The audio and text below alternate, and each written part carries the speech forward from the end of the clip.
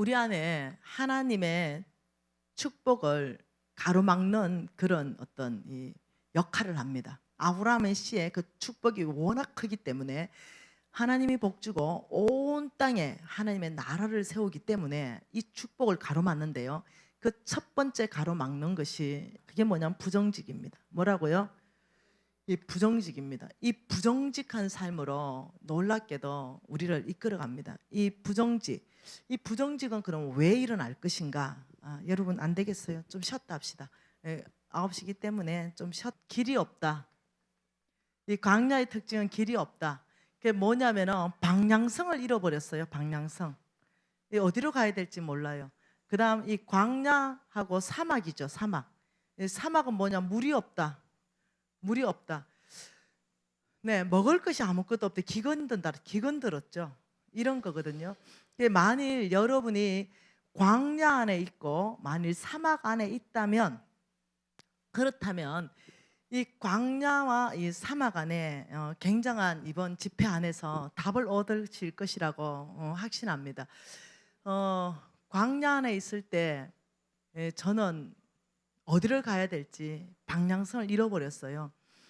그리고 먹을 것이 없어서 늘 정말 갈급했어요. 그래서 이 광야 안에 있을 때 그 특징인 신명기 말씀으로 한번 봐보십시다. 신명기 8장입니다. 신명기 8장에 2절 말씀에 같이 한번 읽어봅시다. 신명기 8장 2절입니다. 내 하나님 여호와께서 이 40년 동안에 내게 광야의 길을 걷게 하신 것을 기억하라. 이는 너를 낮추시며 너를 시험하사 내 마음이 어떠한지 그 명령을 지키는지 지키지 않는지 알려 하심이라. 자, 지금요 광야의 길을 걷게 하신 분이 여호와십니다. 저와 여러분의 인생 가운데요 반드시 한 번은 광야가 옵니다. 그걸 이해하셔야 됩니다. 반드시 어떤 광야이든 재정이든 건강이든 관계든 어떤 곳에서든 자녀 문제든 부모 문제든 내 본인의 문제든 어떤 경우도 반드시 한 번은 광야가 오게 되어 있습니다. 광야가 한 번 지나갔으면 다시 안 오나? 또 그렇지도 않습니다.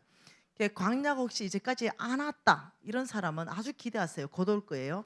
그러니 반드시 한 번은 광야가 오는데 이유가 있습니다. 그게 뭐냐면 복 주시기 위해서 그렇습니다. 그걸 이해하셔야 돼요.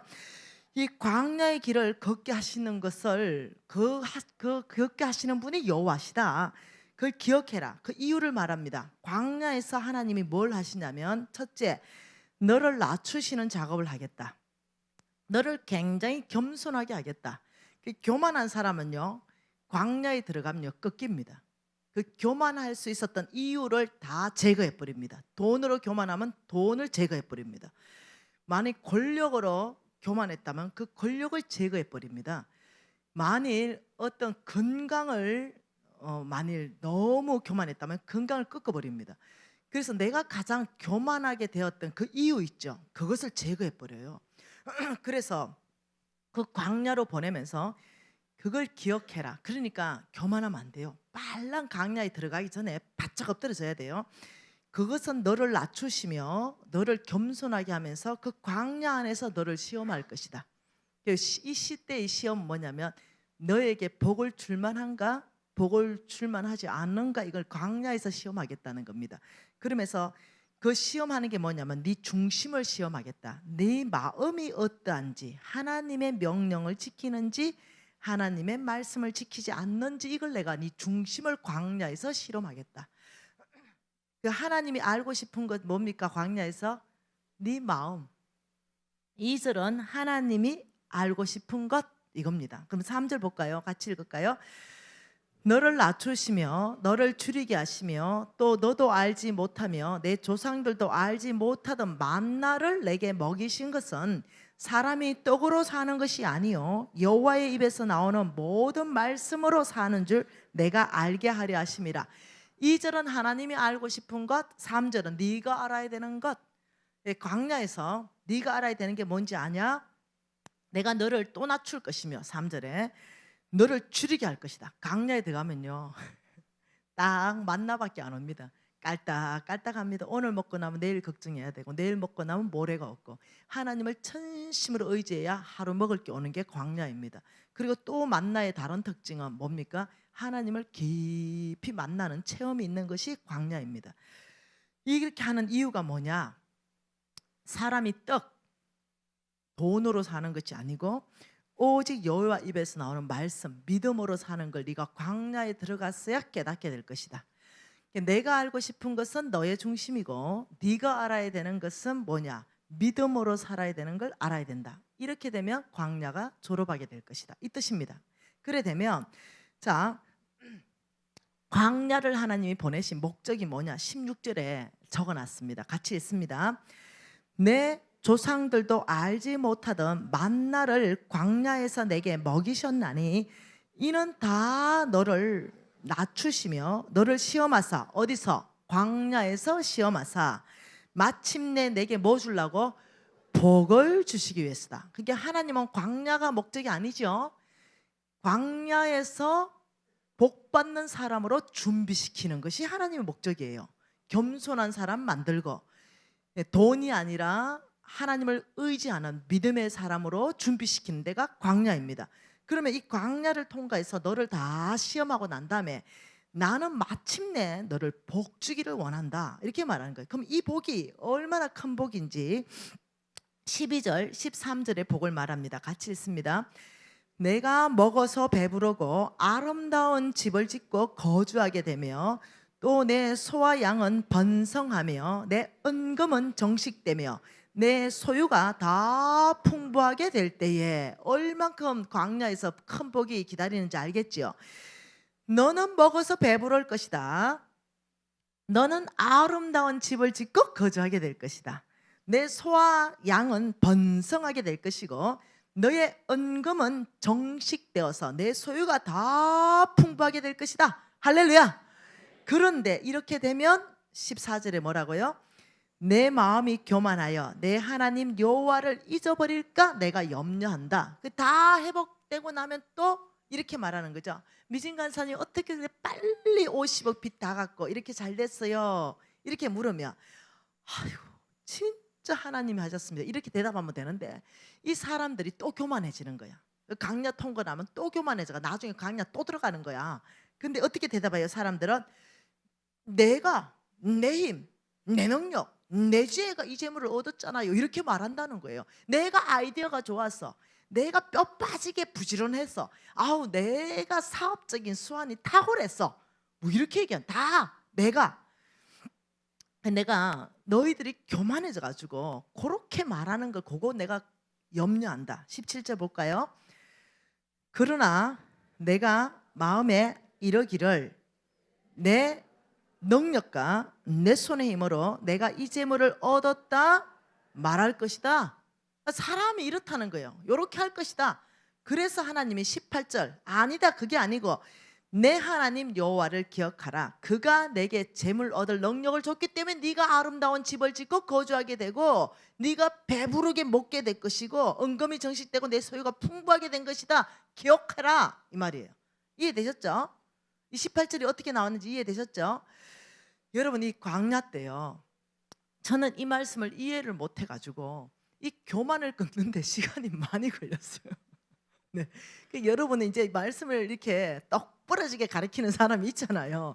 그게 빨리 엎어져야 돼. 이 교만한 사람 빨리 엎어지고 하나님 앞에 납작 손드는 거. 왜? 이 두 가지가 해결되지 않으면 광야 통과하지 않거든요. 계속 광야가 길어지거든요. 광야로 일단 들어갔다면 기본 몇 년인지 압니까? 10년. 최소 짧은 게 10년.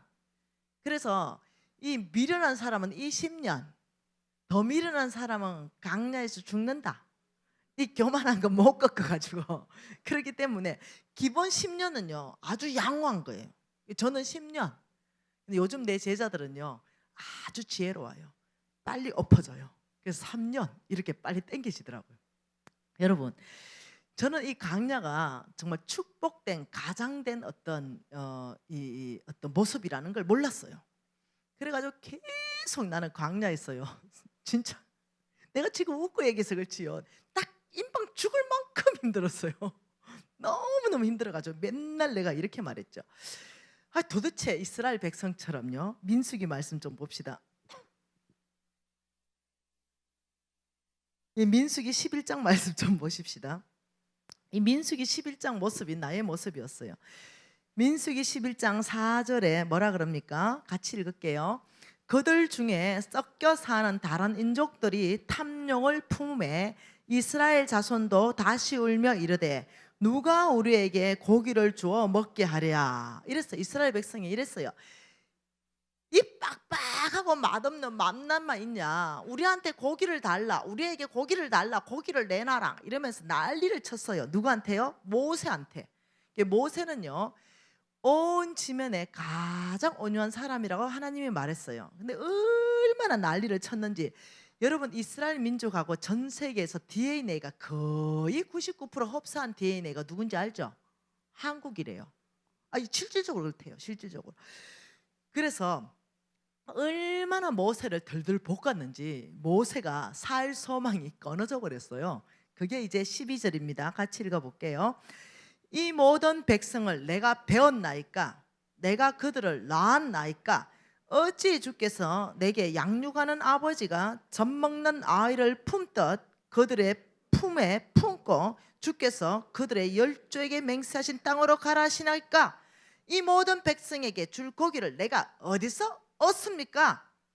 15절에 같이 읽습니다. 주께서 내게 이같이 행하실진대 구하옵나니 내게 은혜를 베푸사 적시 나를 죽여 내가 이 고난 당함을 내게 보지 않게 하소서. 얼마나 들이댔으면 이 모세가, 아버지 내가 이 민족 다 뱄습니까? 내가 낳았습니까? 이 민족들 좀 보세요. 내 이들 데리고 아버지가 약속한 열조에게 맹세하신 그 땅으로 내 도저히 갈 수 없으니 아버지 이렇게 해주십시오. 지금 적시 나를 죽여서 이 고통을 면하게 해주십시오. 목사님 그런 기도 좀 해봤죠, 그렇죠? 목사님 안 해봤으면 여러분 너무 양호하신 거다. 이 교회 말고 옛날에 해보셨어요. 이 교회에서는 안 해봤고 거의 우리나라 목사님들은 이 기도 거의 다 대부분 해봅니다. 왜 그런지 알죠? 우리 목사님을 그만큼 밀어버리는 거야. 완전 코너로. 그래서 이야, 내 더는 목회 못하겠다, 여기까지 몰고 가버린다는 게 진짜 심각해요. 우리 그렇게 하면 안 되거든요. 그러니까 이 하나님이 너무 화가 났어요. 그래 화가 나가지고 하나님이 이 백성들을요 광야에서는 만나만 먹이고 싶어요. 왜? 훈련해야 되는 일이 있는 거죠.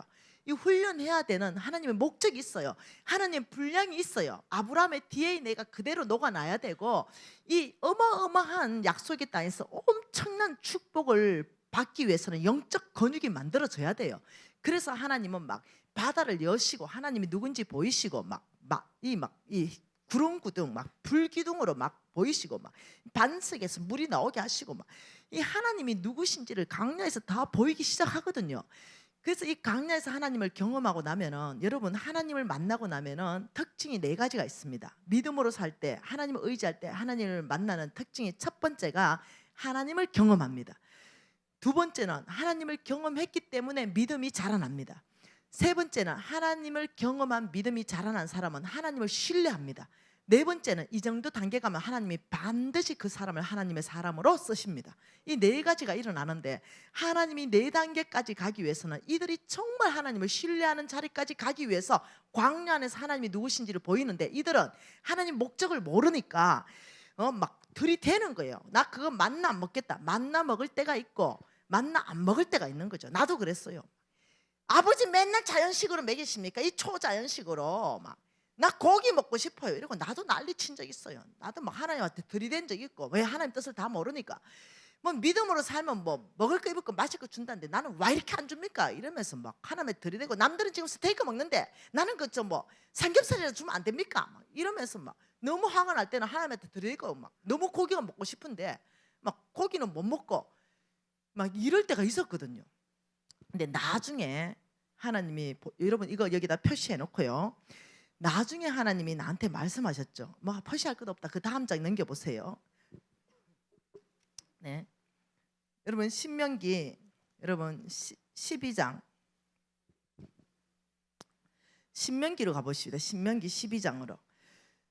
신명기 12장 20절에 한번 같이 한번 읽어보십시다. 하나님의 뜻이 뭔지, 고기를 먹이는지 안 먹이는지. 시작. 내 하나님 여호와께서 내게 허락하신 대로 내 지경을 넓히신 후에 내 마음에 고기를 먹고자 하여 이르기를 내가 고기를 먹으리라 하면 내가 언제나 마음에 원하는 만큼 고기를 먹을 수 있으리니. 우리 하나님은 먼저 어떠냐면 나의 지경을 다 넓혀주고 싶어요. 그 이후에 풍성한 축복을 담아주는데 이건 못 기다리는 거야. 나도 못 기다리는 거죠. 다시 민수기 11장으로 가면서 못 기다려가 하나님한테 들이댔듯이 하나님은 네가 원하는 만큼 다 먹을 수 있게끔 해준다. 아유, 안 보여. 미래가 안 보이는 거죠. 그러니까 난리가 나는 거예요. 내 역시도 그렇게 했죠. 그러니까 하나님이 이 백성의 악함을 보고 화가 났어요. 화가. 왜요? 하나님은 선하시잖아요. 하나님이 고기 안 주실 분이 아니잖아요. 그냥 하나님이 고기 안 주실 때는 뜻이 있어요. 김치 먹어야 될 때야 그때는. 하나님이 고기 안 주실 때는 고기 안 먹는 때예요. 예, 영적 근육이 만들어지고 믿음으로 살고 갈급한 심정을 하나님 앞에 예배할 때예요. 이 강야에는 그럴 때예요. 근데도 강야에서 자기 영적 근육은 두 번째고 막 무조건 고기를 먹겠다 그러고 막 하나님한테 들이대고 막 이래서 하니까 하나님이 이렇게 내 마음을 모른다 이러면서 화가 버럭 나버렸어요. 하나님이. 그래서 하나님이 이제 18절 하반절 이렇게 말합니다. 이 애굽에 있을 때가 우리에게 좋았다 하는 말이 여호와께 들렸으므로 여호와께서 너희에게 고기를 주어 먹게 하실 것이라. 화가 나신 거예요 이제. 근데 얼만큼 먹어요? 19절에 하루나 이틀이나 닷새나 열흘이나 20날만 먹을 뿐 아니라 냄새가 싫어하기까지 한 달 동안 먹게 할 것이다. 여러분 굉장하죠? 이건 먹이는 거예요. 하나님이 그냥 열받아서 처먹이는 거예요. 이거는 먹인다고 할 수 없어요. 내 이유를 댈게요. 왜 이유를 대냐면 31절 봅시다. 어떤 방법으로 먹였는지. 바람이 여호와에게서 나와 바다에서부터 메추라기를 몰아 진영 곁 이쪽 저쪽 곧 진영 사방으로 각기 하루길 되는 지면 위에 2규빗을 내리게 했다. 이 말이 무슨 말이냐면 여러분 이스라엘 백성이 동서남북으로 이렇게 진천 거 알죠? 여기 이 진쳤는데 이 전체에 여기서부터 하루길이에요.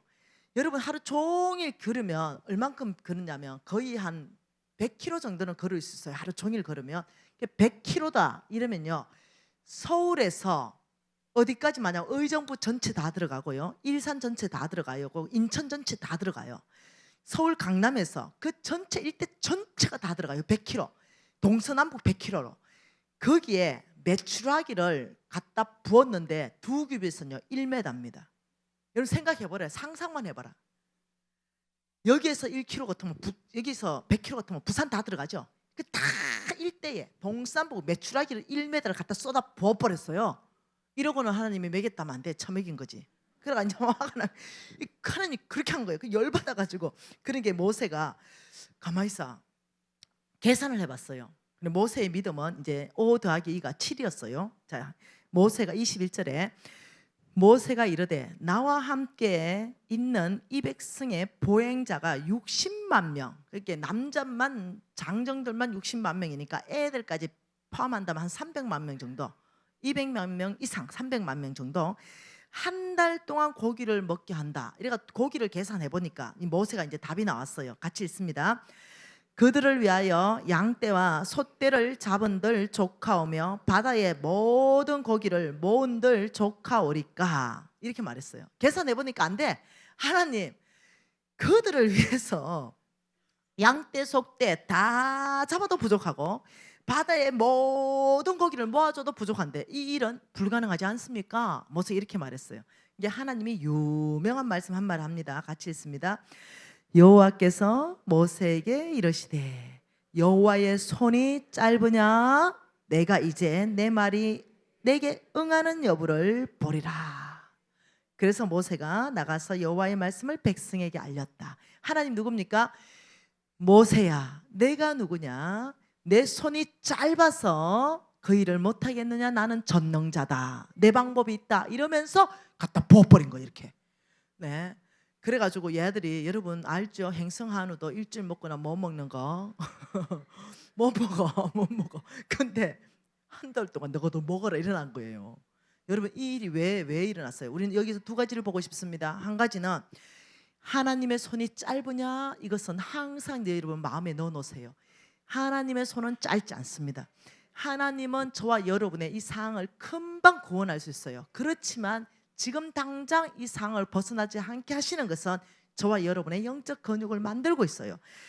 그런데 왜 이 일이 일어났는가? 여기에 대해서 우리가 배울 점이 있어요. 하나는 전능하신 하나님의 손이 짧지 않다. 이것으로 우리가 하나님은 나의 정말 모든 환경 가운데 역사하시는 분이다. 이걸 여러분이 하나를 배우시고, 또 하나는 4절에서 하나를 배우자는 거죠. 그들 중에 섞여 사는 다른 인종들이 탐욕을 품었다, 이렇게 말했어요. 탐욕이라는 건 뭡니까? 욕심은요, 있는 것 더 많이 가지고 싶은 게 욕심이에요. 탐심은 없는 것까지 가지고 싶은 게 탐심입니다. 그러면 탐욕은 두 개다. 두 개다. 이런 것을 왜 품게 되었느냐? 이것은 뭐냐면 그 이스라엘 백성 안에 섞여 사는 다른 인종들이 탐욕을 품에 이스라엘 민족들도 같이 품었다, 이렇게 되는 거죠. 다시 말하면 그 이스라엘 민족 안에 섞여 사는 다른 인종이 있었다는 거예요. 그리고 여러분은 그 섞여 사는 다른 인종들이 하나님을 거역하고 하나님을 대적하고 믿음으로 살지 못하게 한다는 거예요. 저와 여러분 안에 섞여 사는 다른 인종이 있을 가능성이 있어요. 하나님께 거역하고 하나님께 또 불순종하고 하나님을 대적하고 이렇게 하는 우리 안에 섞여 사는 그 다른 인종이 뭔지를 보기 시작해요. 다시 말하면 이거죠. 롯의 시선을 제거했다면 또 한쪽으로는 섞여 사는 다른 인종을 뽑아버려야 되는 거죠. 이런 게 있었어요. 하나님께 거역하게 하는 거, 하나님을 대적하게 하는 거, 이걸 가만히 여러분이 내 안에 섞여 사는 다른 인종은 무엇인가 해보면, 첫째, 교만일 수 있습니다. 두 번째, 불신앙일 수 있습니다. 이게 내 안에 섞여 사는 다른 인종일 수 있어요. 어떤 사람은요, 약속을 지키지 않는 병일 수도 있습니다. 이 하나님의 축복을 가로막는 거죠. 이 사람은 도대체 신뢰가 안 돼. 이 사람하고 약속하면은 약속을 안 지키기 때문에 이 사람하고 뭔가를 도모할 수가 없어. 이래서 어떠냐면은 이 통로가 막히는 수가 있습니다. 어떤 사람에게 섞여 사는 다른 인종은 하나님의 약속을 기다리지 못하게 하는 거예요. 하나님의 약속을 이렇게 방해되는 거죠. 순종하지 못하죠. 늘 거역하고 대적하는 삶을 살죠. 하나님의 뜻대로 믿음으로 못 살게 하는 그 섞여 사는 다른 인종이 어떤 사람에게는 깨어름일 수 있습니다. 각 사람에게 다 다르게 있습니다. 근데 이것이 있다면 뿌리를 뽑아버려야 돼요. 이것이 어떠냐면 믿음으로 못 살게 반드시 우리의 발목을 잡습니다. 이것이 어떠냐면 하나님께 순종하지 못하도록 우리의 불신앙이 어떠냐면 두려움을 줍니다. 이 두려움이 우리 안에 섞여 사는 다른 인종일 수 있어요. 이게 놀라운 일이죠.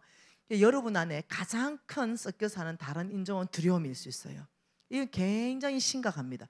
이 두려움, 여러분 이 두려움을 다루셔야 돼요. 두려움은요, 죄입니다, 죄. 하나님을 신뢰 못하기 때문에 이 두려움, 많은 사람들이요, 뭐 때문에 못 사냐면요, 거의 두려움입니다. 이것 때문에 순종 못해요. 하나님 말씀에도 순종 못합니다. 미래가 두려워서 순종 못해요. 근데 예레미야 말씀을 통해서 우리가 배우고 싶은 게 있어요. 예레미야 말씀 한번 봐보십시다. 42장으로 기억하는데 맞네요. 예레미야 42장으로 두려움을 우리가 어떻게 다룰 것인가. 믿음으로 살 때 가장 큰 적이 두려움입니다. 나의 미래에 대한 두려움이죠. 자, 예레미야 42장 16절 한 절 말씀 같이 읽습니다. 같이 읽을게요. 너희가 두려워하는 칼이 애굽 땅으로 따라가서 너희에게 미칠 것이요, 너희가 두려워하는 기근이 애굽으로 급히 따라가서 너희에게 임하리니 너희는 거기서 죽을 것이다. 두려움은 뭐냐면 결과를 가져옵니다. 두려워하는 그 결과를 가져와요. 너희가 전쟁이 두렵나? 칼이 두려워서 전쟁이 이 애굽, 이 강한 나라로 네가 도망가느냐? 그러면 그 도망간 애굽 땅으로 따라가서 그 전쟁이 너희에게 미칠 것이다. 네가 기근이 두렵냐? 그러면 기근이 애굽으로 급히 따라가서 너희에게 미칠 것이다. 다시 말하면 내가 그 두려워하는 그 대상은요, 놀랍게도 그걸 땡깁니다. 내 인생 가운데. 왜? 불신앙이기 때문에 임합니다. 그러니까 여러분 암 두려워하지 마세요. 암 굉장히 두려워하면 암이 옵니다. 이거는 원칙이에요. 근데 암이 오죠. 암이 여러분 4명 중에 1명은 암이 옵니다. 이 통계예요. 우리 중에 지금요 4분의 1은 죽기 전에 한 번은 안 걸려요. 그러니 내가 될 수도 있고 여러분이 될 수도 있어요. 그러니까 누구에게나 죽기 전에 한 번은 암 올 수 있어요. 근데 그걸 계속 두려워하고 암 때문에 막 너무 신경 써가 암에 안 좋다는 뭐 음식만 자꾸 먹고 이러죠. 그러면 그 영양 밸런스가 깨져요. 그래서 스트레스 때문에 암이 와요. 놀랍게도 두려워하잖아요. 그러면 그게 미쳐요. 여러분 그 두려움 자체가 뭐냐면 하나님을 신뢰하지 못하는 불신앙에 근거하고 있기 때문에 그래요. 그래서 11절에 뭐라고 합니까? 여호와의 말씀이니라. 너희는 너희가 두려워하는 바벨론의 왕을 겁내지 말라. 내가 너희와 함께 있어 너희를 구원하며 그의 손에서 너희를 건지리니 두려워하지 말아라. 그러니까 우리가 무엇을 두려워하든 하나님은 아버지 제가 두려워하지 아니하는 이유가 있다면 전능자 하나님이 나의 아버지요, 전능자 하나님이 나의 구원자요, 전능자 하나님이 나의 소망입니다. 이렇게 얘기하면은 그 두려워하는 그곳 안에서 바벨론 왕, 너희들의 상황, 너희들의 사건, 너희들의 환경, 너희들의 건강, 이 두렵게 하는 그 바벨론의 그것을 두려워하지 말아라. 이유가 내가 너희와 함께 있어서 너희를 구원하며 두려워하는 그것으로부터 너희를 건질 것이다. 하나님의 약속입니다. 계속 두려워하는 사람은 불신앙이에요. 두려워하지 말라. 하나님이 두려워하지 말라기 때문에 아버지 저는 암이 있다 하더라도 감사합니다. 죽으면 천국이요. 네, 두려워하지 않는 거예요. 그냥 같이 사는 거예요. 암하고 더불어 살아요. 그렇다 보면 암 없어져 버려요. 네, 그걸 자꾸 신경 쓰지 말고 잘 다스리면서 같이 살면 돼요.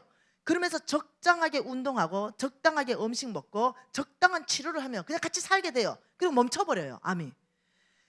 네, 암이 다 퍼져서 3개월밖에 못 산다고 한 사람이요, 지금 20년 살고 있는 사람 많아요. 멈춰버려요. 더 이상 퍼지지 않아요. 두려움은 뭐냐면요, 그 두려워하는 걸 당겨버려요. 그렇지만 이 두려움을 끊어버리고 아버지 죽어도 감사, 살아도 감사, 살아있는 동안 주의 영광을 위해 살겠습니다 이러면요 놀랍게도 그게 멈춰요. 퍼지지를 못해요. 여러분 이해하셔야 됩니다. 하나님이 여호와의 말씀이니라. 너희가 두려워하는 그것을 겁내지 말아라. 내가 너희와 함께 있을 것이다. 우리는 아브라함의 씨입니다. 이 약속의 말씀은 저와 여러분의 약속의 말씀입니다. 그러면서 예레미야 29장에 하나님이 뭐라고 말씀하십니까? 11절에 예레미야 29장 11절 저와 여러분의 미래에 대해서 하나님 뭐라 그래요? 같이 한번 읽어볼까요? 여호와의 말씀이니라. 너희를 향한 나의 생각을 내가 아느니 평안이요 재앙이 아니니라. 너희에게 미래와 희망을 주는 것이라. 이게 우리의 미래에 대한 하나님 아버지의 마스터 플랜이에요. 하나님 뭐라 그래요? 내가 말할게. 너희를 향한 나의 하나님의 생각을 내가 알지 않겠느냐? 내 생각을 내가 알지 않겠느냐? 너희에게는 평안이다. 이 말은요 원래 원어의 뜻은 형통함입니다. 너희들의 미래는 형통한 것이지 재앙이 아니다.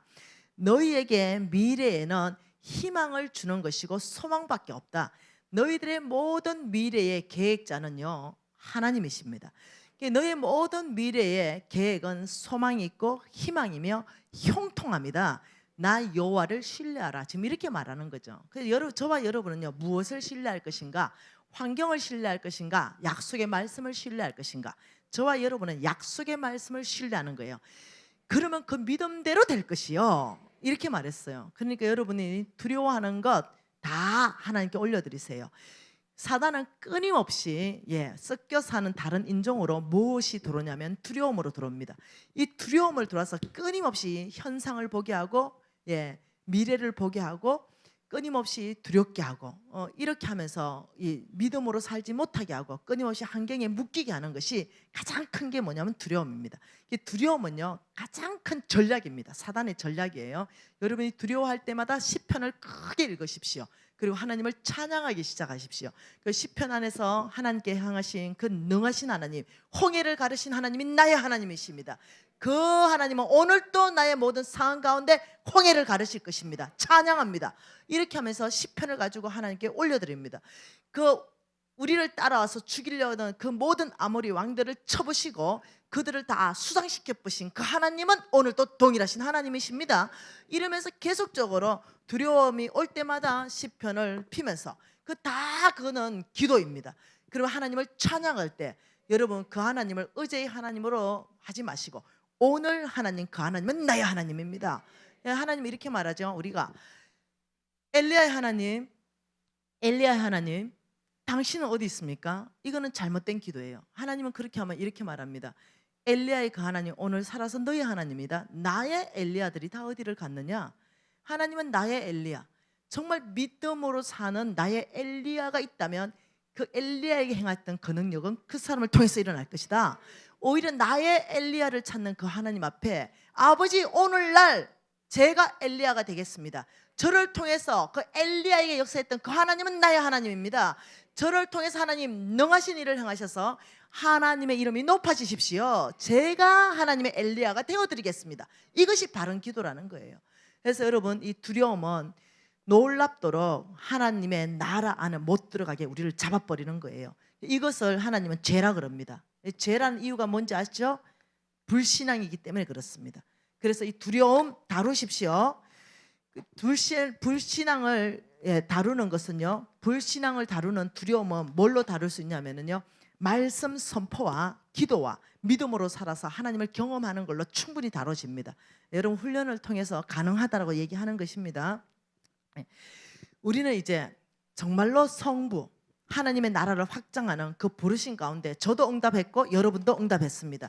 이 삶을 가기 위해서 하나님께서 무엇을 훈련하라고 했냐면은 너희들 삶 안에 실질적으로 너희들에게 내가 큰 재물을 줄 수 있도록 너희들은 이 만몬, 사단의 영, 이 만몬을 너희들 안에 거절해라, 이렇게 말했어요. 자, 한번 봐보십시다. 하나님의 나라, 이 하나님의 나라 이 땅 가운데 있는데, 이 땅 가운데 자 보이지 않는 세계 이 하나님 나라가 이 땅 가운데 하나님은 우리를 통해서 이루어지기를 원합니다. 재물이요, 이 재물이 이 땅에 있는 게 아니고 하나님 나라 안에 보이지 않는 세계에 재물이 있습니다. 단지 보이는 세계에 어떤 형태로 있냐면 뭐 다이아나 금이나 은이나 이런 걸로 있을 수 있지. 우리 눈에는 이 땅에 재물이 있는 것 같죠. 하나님의 나라의 재물은 이 땅에 절대 없습니다. 보이지 않는 세계에 하나님이 재물을 가지고 계시고 어떤 형태로 가지고 있냐면 약속이라는 형태로 가지고 있고, 이 약속을 믿음을 통해서 나의 것으로 만들므로 하나님은 나는 반드시 실행하는 신실한 여호와다는 걸 증명해 보이십니다. 그 첫 번째, 두 번째, 세 번째 통로가 있습니다. 하나님의 재물 약속이라는 형태로 어떻게 있는가, 그걸 한번 보고 싶은데요. 믿음으로 사는 삶을 통해서 이 약속은 우리 가운데, 이 땅 가운데 누구를 통해서 풀어집니다. 어떤 사람은 이 믿음을 통해 가지고 정말 불치병을 고쳐버립니다. 성령의 능력이 믿음 안에 역사하거든요. 성령의 능력을 활성화시켜 버리는 거예요.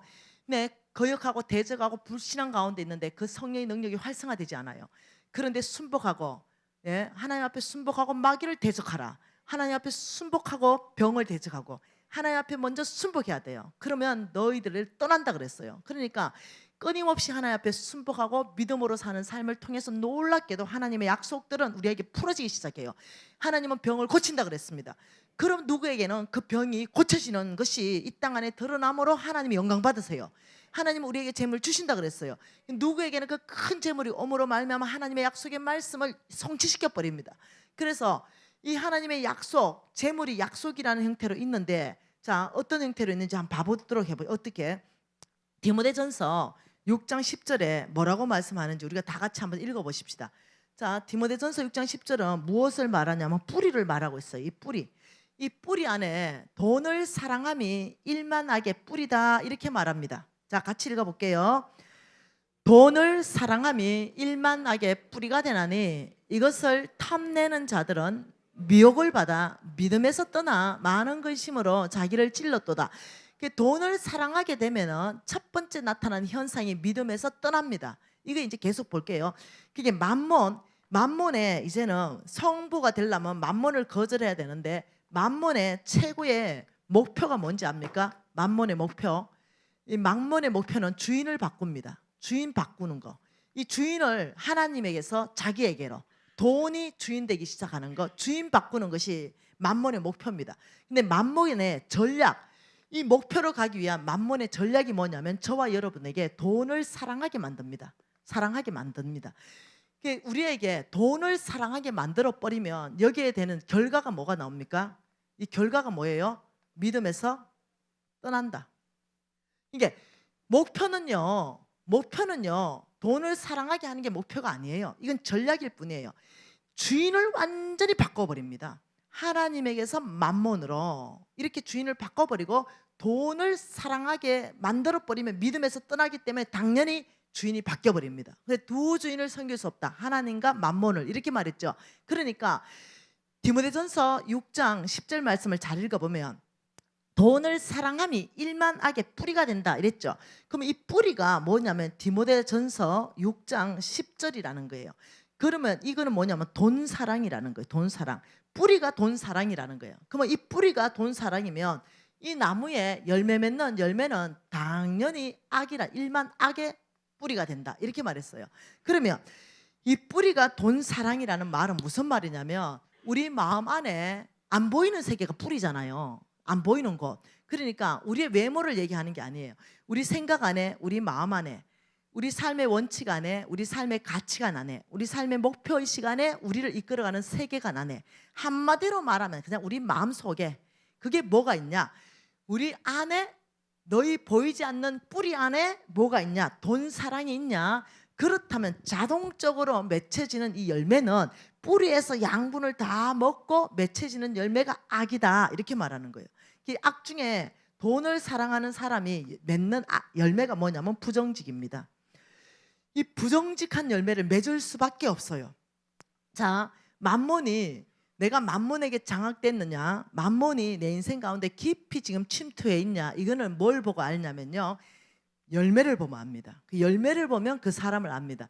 내가 아주 부정직한 사람이다, 이 부정직한 삶을 살고 있는 사람이다 이러면 이 사람은 깊이 만몬의 영향을 받고 있고 혹은 장악되어 있을 수도 있습니다. 저는요 고신 4대고 저는 예수를 고신 4대를 믿었고 그 성경을 250독 이상 읽고 기도를 그렇게 많이 하니까 적어도 나는 굉장히 신앙이 좋다고 착각했습니다.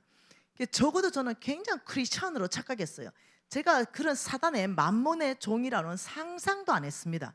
그런데 나의 열매를 보고 하나님의 눈으로 나를 평가하면 나는 만몬의 종이었던 거예요. 근데 그때 당시는 몰랐다는 거죠. 왜 그랬냐면은 제가 이제 장사를 할 때가 있었어요. 장사를 하는데 저는 이게 상술인 줄 알았어요. 정말로. 이렇게 말하는 거죠. 어떤 사모님들이 물건을 깎아달라 그래요. 그럼 깎아줘요. 깎아줬는데 또 깎아달라 그래요. 그럼 내가 이렇게 말해요. 아이고 사모님 이거 팔아봤자 10원도 안 남습니다 이래요. 남잖아. 근데 10원도 안 남는데 그래요. 근데 이 사모님이 이제 더 깎아달라면 이제 10,000원 정도 더 빼주면서 또 이렇게 말해요. 사모님 오늘 제가 이거 팔아가 완전히 미쳤어요 이렇게 말해요. 미치고 팔았겠어요? 남았어요. 아예 그냥 거짓말이 입에 배버렸어. 분명히 많이 남았어요. 깎아주는 거 다 깎아줘도. 근데 하나도 안 남는다. 그거 아주 그냥 대연하게 거짓말하는 거예요. 그것뿐만 아니야. 더 나아가 미치고 팔았어요. 세상에 이런 사기꾼이 어디 있어요? 근데도 나는 이것을 내가 부정직한 열매를 맺고 산다 생각 단 한 번도 해본 적 없어요. 여러분 제가 조기를 좋아해요. 굴비 한 자리에서 구워서요 10마리 먹는 거는 그냥 일도 아니게 먹어요. 너무너무 좋아하는데 이 굴비를 제가 시켜 먹어봐요. 근데요 분명히 돈은 비싸게 줬어요. 영광굴비. 근데 놀랍도록 수입육이 와요. 수입고기. 이게 기가 막혀요. 여러분 한우 옛날에 한우 사가지고 끓여 먹었는데 수입육이잖아요. 여러분 내만 부정직했어요? 여러분 어떠세요? 모든 삶 안에서 왜 이런 것을 속이냐? 저울을 왜 속여요? 왜냐하면 돈을 위해서예요. 돈이 더 되니까. 돈에 의해서 돈을 위해서 돈을 따라가는 삶을 사는 거예요. 그래서 하나님 나라의 경제 키워드는 뭐냐면요 정직입니다. 근데 사단의 나라의 경제 키워드는 뭐냐면 부정직입니다. 오늘 여러분에게 제가 메모 하나 있으면 하나 보여드리고 싶습니다. 하나님 나라의 키워드하고 한번 보십시다. 네, 적어놓은 거 있네요. 자, 잠언서 좀 펴보세요. 이게 굉장히 중요합니다.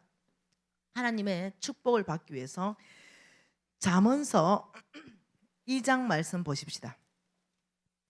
잠언서 2장, 자, 우리 7절 말씀 한 절 같이 읽겠습니다. 같이 읽습니다. 그는 정직한 자를 위하여 완전한 지혜로 예배하시며 행실이 온전한 자에게 방패가 되신다. 하나님은 누구의 방패예요? 정직한 자의 방패이다. 부정직하면서도 하나님은 나의 방패가 되십니다. 이렇게 하지 말라는 거예요. 정직한 자는 내가 정직하게 하였으니 하나님은 나의 방패가 될 것입니다. 이게 맞다는 거예요. 예. 그리고 또 뭐라 그래요? 11장 1절 말씀 보십시다. 잠언서 11장 1절입니다.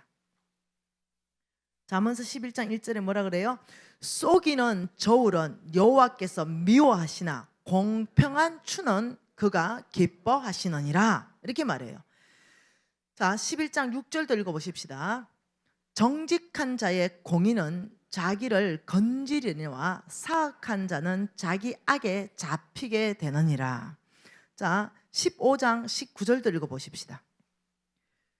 15장 19절 뭐라 그래요? 게으른 자의 길은 가시 울타리 같으나 뭐요? 정직한 자의 길은 대로가 열린다. 이 말이에요. 그러면 16장 8절에서 11절 읽어보십시다. 같이 읽을게요. 적은 소득이 공의를 겸하면 많은 소득이 불의를 겸하는 것보다 나으니라. 사람이 마음으로 자기의 길을 계획할지라도 그의 걸음을 인도하시는 여호와시니라. 11절요. 공평한 저울과 접시 저울은 여호와의 것이요 주머니 속에 저울초도 다 그가 지으신 것이다. 그러니까 정직하란 말을 반복적으로 하고 있어요. 20장 10절도 한번 읽어보십시다. 자, 몇 절만 지금 읽는 거예요. 20장 10절. 한결같이 않는 저울추와 한결같이 않는 대는 다 여호와께서 미워하신다. 그 부정직한 자를 미워하신다는 거예요. 21장 5절 말씀도 보십시다. 자, 부지런한 자의 경영은 풍부함에 이를 것이나 조급한 자는 궁핍함을 따름이라. 속이는 말로 재물을 모으는 것은 무엇을 구하는 것이라? 죽음을 구하는 것이다. 부정직하게 속이는 말로 재물을 너희들이 모으면 그것은 죽음을 구하는 거하고 똑같아. 이게 왜 무엇하고 연결되냐면 이런 부정직하게 왜 하냐면 세상에 속한 속부가 되기 때문에 그래요. 그런데 이 속부의 재물을 하나님께서 다 취해서 의인에게 줘버린다고 그래요. 너희들이 부정직하게 이렇게 재물을 다 모아놨다 하더라도 너희들은 그것 때문에 죽을 것이다. 그것을 내가 다 취해서 의인에게 주는데 그래도 회개하지 않을 때는 병을 보낼 것이다. 이 부정직한 삶에 계속 있으면요, 재물도 날아가고 병도 보낸다고 하나님은 성경에서 말해요. 근데 이것을 내일이나 모레나 증명해 드릴 겁니다. 정말 그런가 안 그런가. 그러니까 너희들이 속이는 말로 부정직함으로 재물을 모으면 너는 죽음을 구하는 거와 똑같아. 하나님 굉장히 강력하게 지금 말하고 계세요. 이것 외에도 많이 있는데 이 정도 하면 알아들어야 되죠. 네. 잠언서의 몇 구절만 봐도 정직과 부정직은, 하나님 나라는 키워드가 정직입니다. 근데 세상은 키워드가 부정직이다. 개처럼 벌어서 정성처럼 써라. 이거는 하늘나라 없습니다. 세상의 나라입니다. 그래서 하나님께서는 너희들이 돈을 사랑하게 되면 열매가 부정직하게 이 열매를 맺는데 결국은 너희들은 죽음을 구하는 삶을 살고 있다. 하나님이 대적할 거거든요. 그래서 이게 굉장히 위험해요. 그래서 하나님은 이런 부정직한 삶을 사는 그 열매를 보면 네가 누군지를 안다. 이 사단의 만몬에 깊이 영향을 받고 있으니 빨리 깨어나라. 하나님이 지금 저와 여러분을 가르쳐 주시는 거예요. 그래서 하나님이 나는 이 열매 여기를 자르는 걸 원하지 않는다. 왜? 여기 가지를 딱 잘랐어요. 열매, 여러분 가지 한 가지 잘라봤잖아요. 이 자르면은 이 열매가 없어졌어요. 이제 부정직한 열매가 없어졌어요. 예, 그러면 이제 내년에 또 열매가 이 가지가 또 나잖아요. 그러면 또 뭐요? 뿌리가 부정직하니까 또 맺으면 부정직이에요. 하나님이 가지치기 하기를 원하지 않습니다. 완전히 뿌리를 바꿔버리기를 원합니다. 하나님은 우리 행동을 바꾸기를 원하지 않아요. 행동 바꿔봤자 작심삼일이에요.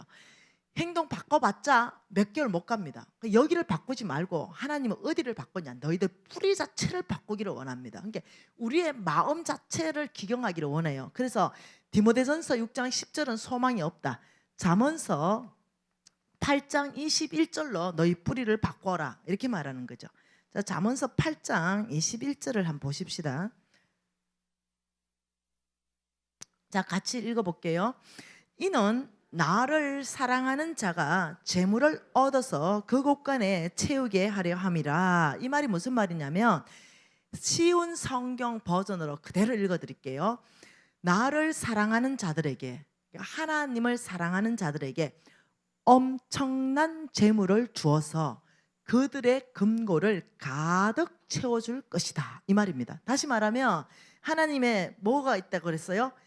이 하나님은 재물이 무슨 형태로 있댔어요? 약속이라는 형태로 있는데 너희들의 뿌리를 잠언서 8장 21절로 너희들이 바꿀 수가 있다면, 그러면 하나님께서는 놀랍도록 그 뿌리가 돈 사랑에서 뭘로 바꾸라는 거예요? 하나님 사랑하는 자는, 지금 약속이라는 형태로 연장선에서 보면 여기에 뭐가 있어요? 하나님은 엄청난 재물을 말했어요. 일반 재물을 말한 게 아닙니다. 하나님을 사랑하는 자들에게 엄청난 재물을 주어서 그의 금고를 가득 채워줄 것이다. 이렇게 이건 약속이에요. 너희들이 뭐 조건은 뭡니까? 이 땅에서 믿음으로 사는 삶의 조건은 뭡니까? 돈 사랑이 아니라 하나님을 사랑하는 뿌리로 완전히 너희들 마음을 바꿔야 된다. 너희들 뿌리를 바꾼다면 내가 너희들에게 재물에 대한 약속은 엄청난 재물이고 이것을 너의 창고에 금고에 가득 채워줄 것이다. 하나님이 이렇게 말했다는 거죠. 여러분, 하나님의 재물을 받는 건요, 한쪽으로 무지하게 쉬워요. 무지하게. 왜? 모든 것 안 보니까. 인물 안 보고 학벌 안 보고 집안 안 보고 스펙 안 보니까 네 중심만 보니까. 네 중심이 하나님을 사랑하느냐? 그러면 재물 얻을 능력은 나에게로부터 주어질 것이다. 얼마나 쉬워요. 근데 요걸 못 바꾸네. 놀랍게도 이게 안 바뀌어. 네. 돈 드는 거 하나도 없잖아요. 다른 더 큰 거는 다 바꾸면서 이걸 못 바꿔. 끊임없이 내 안에 뭘 사랑해요? 돈. 끊임없이 돈을 사랑해. 돈을 사랑하면 죽음을 구하는 것이고 망할 걸 해도 그걸 못 바꿔. 네가 그런데 하나님을 사랑하는 걸로 완전히 바꾼다면 어마어마한 재물로 너희 강고를 채워줄 거라는데 그걸 못하는 거야. 그래서 아무나 성부 못 돼. 이 마음을 못 바꿔. 여러분, 하나님을 사랑하는 자에게 엄청난 재물을 준다. 이 말이 뭔 뜻일까요? 난 우리 하나님 진짜 연구하면 연구할수록 탁월하신 분, 아주 지혜로우신 분. 학벌 좋은 사람한테도 엄청난 재물 주는 것도 아니고 집안 좋은 사람한테 주는 것도 아니고 놀랍도록 하나님을 사랑하는 자. 여러분 생각 한번 해보래. 우리 어머니들 한번 생각해봐. 한 60, 70 어머니들 내 연애할 때 한번 생각해봐. 혹시나 뭔 고민이 있어가지고 내 눈에 눈물을 펑펑 흘릴 때 그 연애하던 남자가 뭐라 했는지 생각해봐. 순자씨, 눈에 눈물을 닦일 수 있다면 내가 저 하늘의 별도 따줄 텐데, 이럴 거 아니에요. 왜? 그 사랑은 사랑하는 사람의 눈물을 닦여주고 싶은 게, 그게 남자들은요, 사랑한다는 표현은 뭐냐면 그 사람의 해결해야 할 문제를 대신 해결해 주시는 거, 이게 사랑의 표현이에요. 그러니까 우리는 마음을 나누는데 남자들은 계속 결과로 다가와요. 뭔 말 이해되죠? 이해를 하셔야 돼요. 그러니까 사랑하기 때문에 그 사람의 눈물을 다 닦여주고 싶기 때문에 네 그 눈물에 그 고민이 뭐냐는 거예요. 근데 이제 50 넘어가고 60 넘어가고 70 됐는데 아침에 이제 눈물이 나요. 남편이 보면 뭐래요? 재수 없고 아침부터 운다고 또 이래요. 바뀌어서 이제 많은 세월이 지나면서. 여러분, 이 사랑은 그 사람의 눈물을 닦여주는데 이제 50, 60, 70 살다가 이제는 그 사랑이 식었어. 예. 여러분 이해하셔야 돼. 이해하셔야 돼. 또 받아들여야 돼. 70대 가져도 뭐 그렇게 사랑이 그래 불붙듯이 있겠어. 예, 하나님의 비전으로 아름답게 성화된 사랑으로 사는 거지. 이러면서 이사야 6장 정도 읽어보면은 하나님 이러는 거죠. 온 땅에 대한 잃어버린 영혼에 대한 아버지 마음을 다 보여주면서 이 질문을 하나 딱 던지는 거죠, 우리한테. 누가 이들을 위하갈꼬? 근데 아버지 눈물이 다 보이는 거지. 온 땅에 잃어버린 영혼들 마음 다 보여주면서 누가 이들을 위하여 갈고. 이러니까 정신없이 그 말에 은혜 받아가 무릎 꿇고 아버지 제가 여기 있사오니 저를 보내소서 이래가 목사님 된 거 아니에요. 네. 못 넘어가는 거죠. 못 넘어가요. 그 앞에서 아버지의 눈물을 보고. 왜? 사랑하니까. 사랑하니까 못 넘어가는 거예요. 사랑하니까. 여러분, 마태복음 6장 21절에 이렇게 말했습니다. 내 보물이 있는 곳이 네 마음이 있다. 이렇게 말했어요. 네 보물이 있는 곳이 네 마음이 있다. 다시 말하면 하나님께서는 이 보물 가는 그걸 보고 네가 정말 나를 사랑하는가 사랑하지 않는가를 판단한다는 거죠. 아프리카를 위해서 막 기도하고 눈물 콧물 다 흘렸는데 실질적으로 아프리카 선교원금 하시다 이러면 아무도 안 해. 네, 눈물 콧물을 흘리는데. 근데 다음날 뭐 사와? 머피코트 1,000만 원짜리 하나 입고 나타나. 그럼 하나님이 네 속지 말아라. 어제의 눈물은 가짜다. 아프리카를 위해 흘린 눈물은 가짜다. 네가 정말 마음이 있는 곳은 머피코트다. 하나님의 생각은 정확합니다. 교회를 사랑해가 눈물 콧물 다 흘리는데 하나님 눈물에 안 속아요. 예, 헌금 장부 가져와 봐라. 이거는 많고 적고 얘기하는 게 아니에요. 예, 네 보물이 있는 곳이 네 마음이 있다. 누가 지나오다가 1억 수표 하나를 넣었어요. 우리 예수님이 딱 보다 통과. 근데 허름한 가부가 오더니 500원짜리 랩돈 돈 입어 땡랑땡 하니까 잠깐 스탑. 이 사모님이 나를 가장 사랑하는 자다. 우리 하나님은 마음을 보지 액수를 안 봅니다. 네. 여러분이 이해하셔야 돼요. 우리 하나님을 섬기는 것은 무지하게 쉽다는 걸 이해하셔야 돼요. 우리 하나님이 우리 예수님이 여러분 이 주일날 예배를 드리잖아요. 우리 예수님이 신방 오시잖아요. 예배 받으시고 우리 이제 여기 교회에 신방 왔어요. 우리 예수님 어디 앉아 계실까요? 우리 예수님이 지금 이제 담임 목사님 앉은 자리가 여기 이제 뭐 있잖아요. 위에 담임 목사님 앉으시고 옆에 장로님 앉으시고 자리가 3개 있으면 그 옆에 우리 예수님 앉으실까요? 이제 여러분 예배 받기 위해서 단상에 올라가 계실까요? 우리 예수님이 교회에 신방 오면 어디에 앉아 계실까? 나는 그냥 성경적으로 내 혼자 묵상했어요. 이 성경에는 없는 얘기 같으나 또 있는 얘기예요. 내가 확신하건대 헌금통 앞에 앉아 있다고 확신합니다. 네. 왜냐하면 우리의 마음을 보기 위해서. 그날도 헌금통 앞에 앉아 있었잖아요. 그리고는 냅돈 두입 자매를 세웠잖아요. 이렇듯이 우리 하나님은 돈의 액수를 보기 위해서 아니라 여러분이 얼만큼 날 사랑하는가 그 마음을 보여서 헌금통 앞에 앉아서 쭉쭉 보면서 액수는 관심 없어. 그 마음이 다 드러나니까 통과 잠깐 내가 너를 복주겠다 이러시지 않을까. 목사님 제가 묵상을 너무 과하게 했어요? 맞을 거 그렇죠? 나도 맞을 것 같아요. 그러니까 틀림없이 그래 계실 것이라 생각해요. 여러분 이거는 돈을 얘기하는 게 아니에요. 하나님은 네가 날 사랑하느냐 그렇다면 네 보물이 사랑하는 곳으로 가겠다. 그래서 엄청난 재물을 나한테 주겠다는 거예요? 당신이 쓰겠다는 거예요? 대답해 보세요. 이 엄청난 재물을 하나님을 사랑하는 자의 금고에 가득 채우겠다 이 말이 네한테 주겠다는 거예요? 하나님이 다 쓰시겠다는 거예요? 그렇죠. 이거는 네한테 주겠다는 얘기가 아니에요. 하나님을 사랑하는 자에게 엄청난 재물을 너의 금고에 가득 채워주겠다 이 말은요, 잃어버린 영혼을 향해서 이 돈을 내가 필요할 때 다 쓰겠다 이 말입니다. 왜? 네 보물이 가는 곳이 네 마음이 있다. 그러니까 하나님을 엄청나게 사랑하면 여러분 상상할 수 없는 이 재물이 오잖아요. 근데 이걸 다 쓰고 싶어. 이걸 쌓아놓고 싶지가 않아. 내가 너무 사랑하기 때문에. 왜? 보물이 가는 거야 내 마음이기 때문에.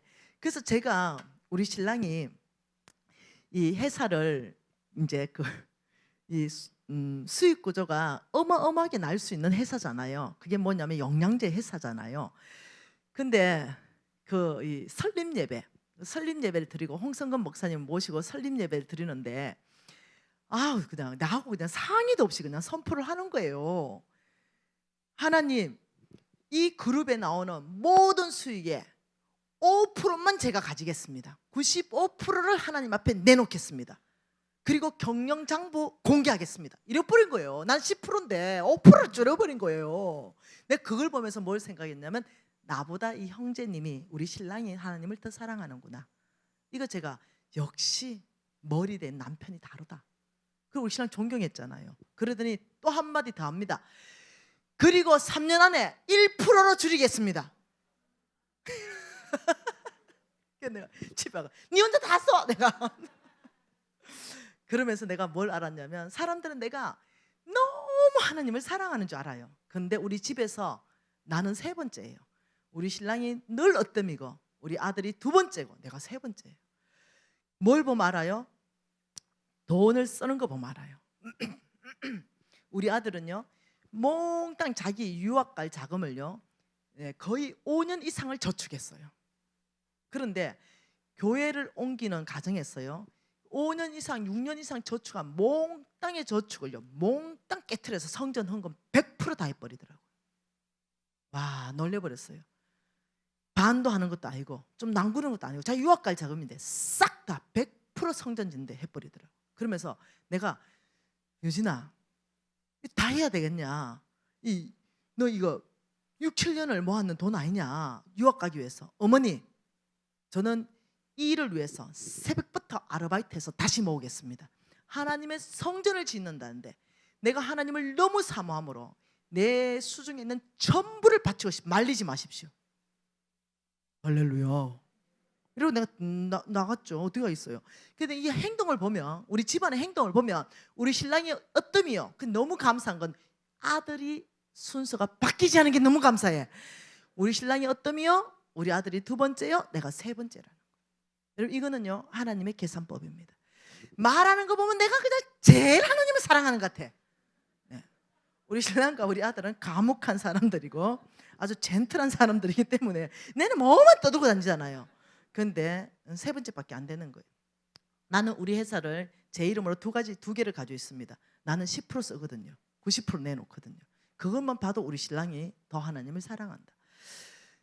정말로 내면 깊이 안에서부터 우리 신랑을 존경하고 신뢰하고 영적 이 리더로서 깍듯해지는 마음이 내 안에 있는 거죠. 여러분,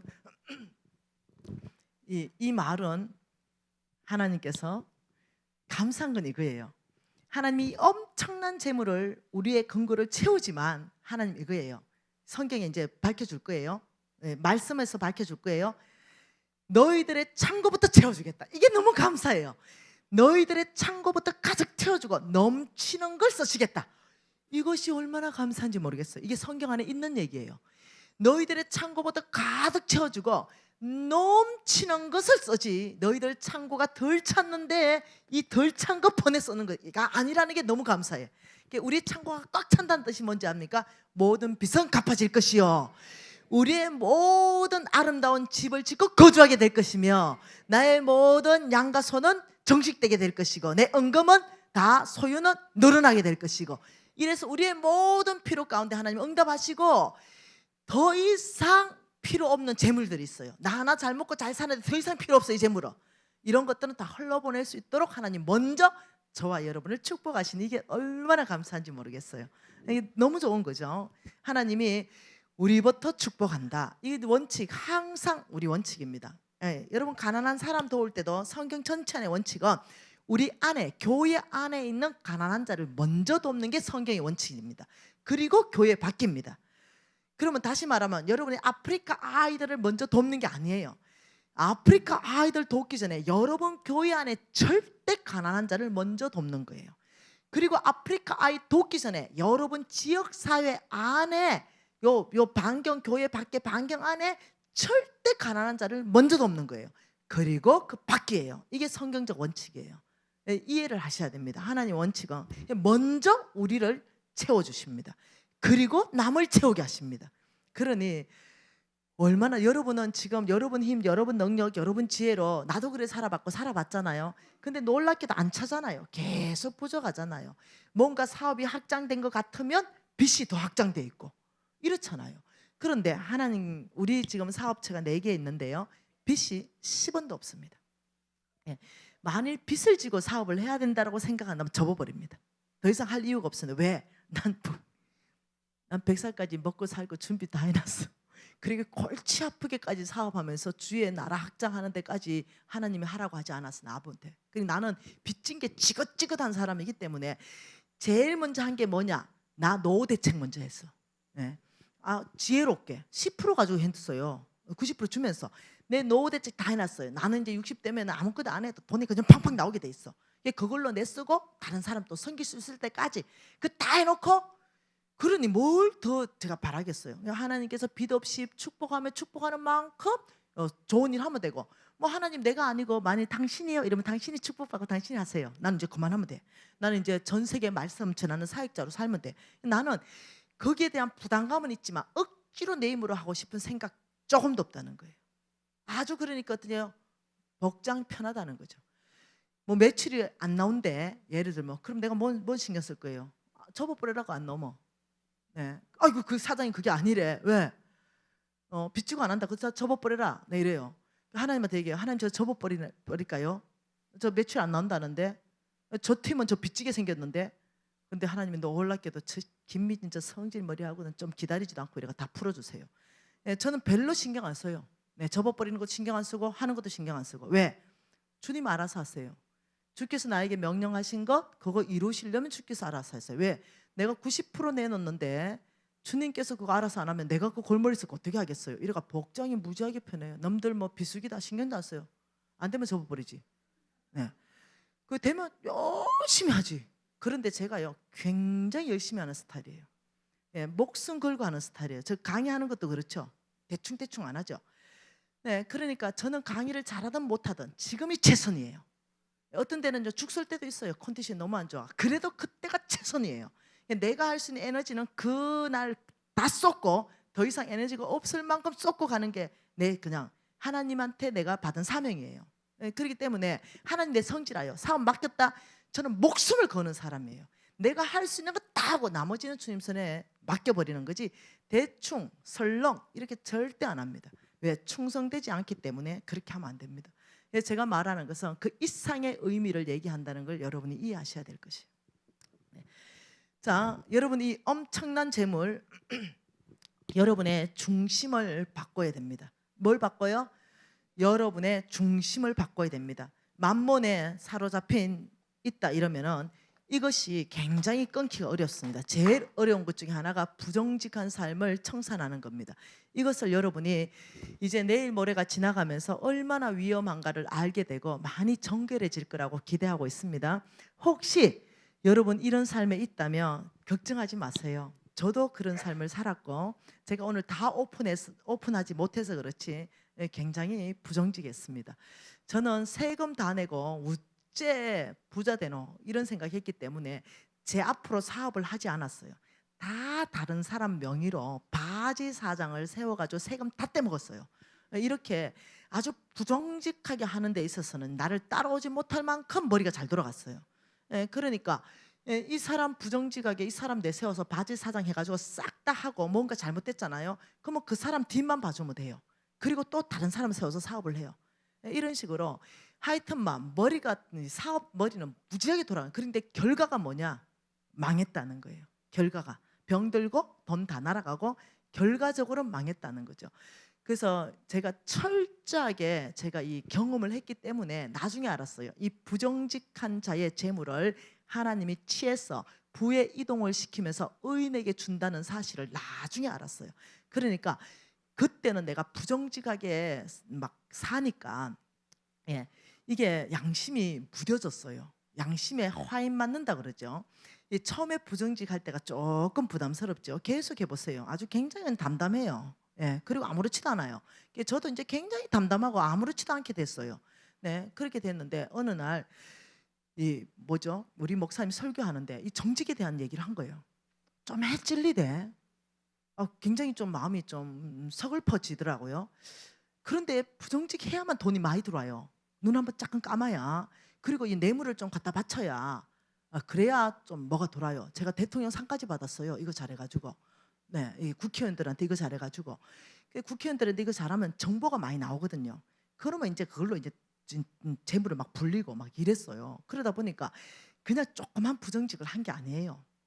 그냥 이게 아주 고위 간부들하고 결탁해가지고 뒷돈 죄주면서 부정직하게 한 거예요. 그러니까 이게 부정직이 너무 크니까요. 나중에 어떠냐면 아주 그냥 무뎌졌어요. 근데 어느 날 담임 목사님 말씀이 찔리겠어요. 양심이 무뎌졌는데도 하나님의 은혜를 붓더라고요. 더 이상 부정직하면 안 된다, 이런 메시지를 들려요. 너무 안 되겠어. 그래서 이제 성경 읽기 시작하니까 몽땅 그날은 그런 얘기만 다 들려. 부정직하면 안 된다. 하나님 나한테 첫 번째 기회를 준 거죠. 돌이킬 기회. 근데 안 돌이켜지고 이런 생각이 드는 거죠. 이거 굉장히 부담스럽네. 그렇지만 내일도 지금 부정직할 건수가 지금 줄 섰는데 이거 안 되겠다. 해결을 좀 해야 되겠다. 해결을 이러면서 1억을 챙겨와요. 성교원금으로. 성교원금 1억을 챙겨와서 교회에다가 성교원금 1억을 내요. 그리고는 이렇게 말합니다. 아버지 같이 논하섭시다. 네. 그리고 부정직한 돈 벌어서 헌금을 그것도 이제 좀 세게 해요. 좀 많이 세게 해보고 나면 놀랍게도 내 안에 탕감받는 느낌이 와요. 네. 뭐 내 혼자 썼나? 하나님 안 썼어요. 네. 하나님 내 성교원금 가지고 뭐 교회 지었다면서요. 내 혼자 썼습니까? 놀랍죠. 그렇게 돼요. 이렇게 부정직하게 벌어가지고 교회에다가 헌금하면서 내 양심을 어떻게 좀 자유케 하는 거예요. 이걸 계속 반복하는 거예요. 근데 여러분 안 해봐서 그렇지요. 굉장히 자유가 옵니다. 안 해봐서 그렇지. 내가 부정직했지만 돈을 좀 세게 이렇게 헌금하고 나잖아요. 그럼 놀랍게도 스스로가 굉장히 괜찮은 사람 같고 뭔가 하나님 나라에 크게 기여한 것처럼 이래서 굉장한 자유가 온다는 거죠. 이게 가짜 자유. 사탄이 그래 주는 거예요. 끊임없이 어떻게 부정직을 못 끊게 하는 거예요. 여러분 저는 너무 오랫동안 사업을 하면서 이런 데 노출되어 있기 때문에 이것을 끊어내는 것이 제가 성부되는 데 있어서 제일 어려운 과제 중에 하나가 부정직. 지금도 사업하고 있죠. 눈만 감아보면 다 돈입니다. 그런데 제가 철저하게 회개하고 돌이켰습니다. 지금은요 제가 완전 강야에서 나오면서요 단 한 건도 부정직한 짓을 하지 않았습니다. 제가 이렇게 말했습니다. 하나님, 제가 다시 부정직하게 만일 사업을 한다면 그 자리에서 날 죽여주십시오. 이걸 내가 소원을 했습니다. 그러면서 아버지, 저는 2번 다시 부정직한 삶 살지 않겠습니다. 왜? 그게 만몬이라는 걸 알았거든요. 그것이 주인이 바뀐다는 걸 알았거든요. 그것이 내 심장 안에 하나님이 주인이 아니라 만몬이 나의 주인이라는 걸 제가 깨달았거든요. 그래서 완전히 바꿨죠.